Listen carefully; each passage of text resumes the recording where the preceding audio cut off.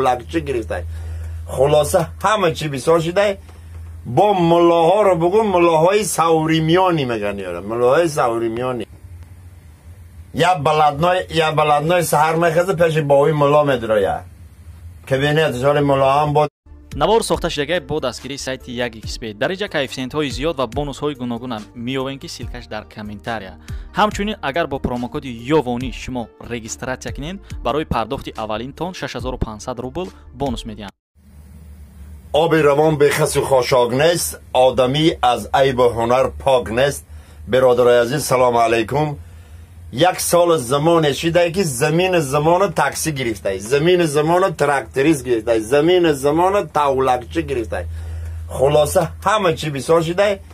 با ملاها رو بگو ملاهای سوریمیانی میگن یارم، ملاهای سوریمیانی. یا بلدنای سهر میخزه پیش باوی ملا میدرایه کابینت جال ملا هم با دیگه آفیس دارن که کابینت میرن ملای سوریمیانی.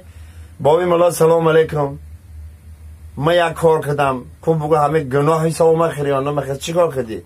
دین اونم پشت خانه سعید علی خطی گذاشتم، اونم لالوی کنار رفته بودم یا زنق اونم جو تی درخت دینا گالی خو همه گناه های ما باوی ملا نگاه کردم. ها باشه جان یه گناه های با پیشترک رفتم باوی ملا، پیشترک رفتم این قبا نگاه کردم همه گناه های باوی ملا. ها گناه های باید نگاه نمکدی.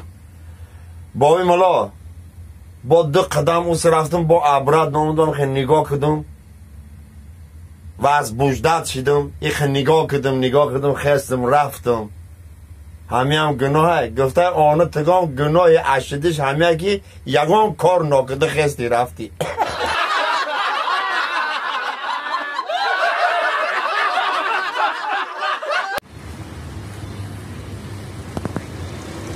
شیر محمد یاوانی در باغ استراحت میکرد و از او پرسان شدن چرا شیر محمد یاوانی توی خرا و خزان شدی؟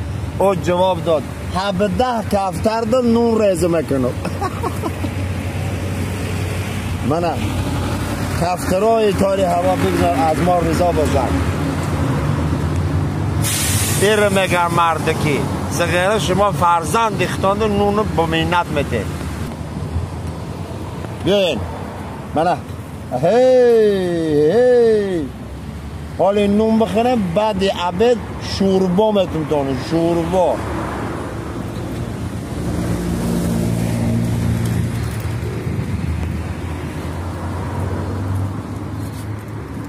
دعاگوی ما غریبان باشه.